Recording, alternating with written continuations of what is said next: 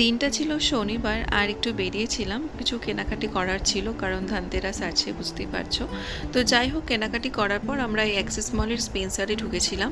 টুকিটাকি মাসকাবাড়ির কিছু জিনিস যেগুলো আর কি ছিল না, অত কিছু মানে মনেও ছিল না যে কি কিনবো না কিনবো, যেটুকু মনে ছিল ওরকমই আর কি টুকটাক কিনে নিয়েছিলাম। আর বাড়ি ফেরার সময় মানে আমাদের শ্বশুরবাড়ি পাড়ায় খুব সুন্দর প্রতি বছর খুব বড় করে কালী পুজো হয়।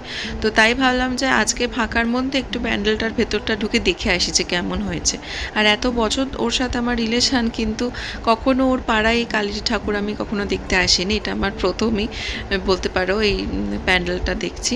কিন্তু খুব সুন্দর করেছে, প্রতি বছরই খুব বড় করেই নাকি এখানে পুজো হয়ে থাকে। দেখেছো মা কালীর মূর্তিটা কিন্তু একদম অন্যরকম থিমে করা হয়েছে, এখানে থিম বেসিসই বেশি বলতে পারো। আর এটা নর্মালি সর্বধর্ম সমন্বয়ে এরকম একটা থিম ছিল আর কি, হিন্দু মুসলমান সবাই এক যে আমরা।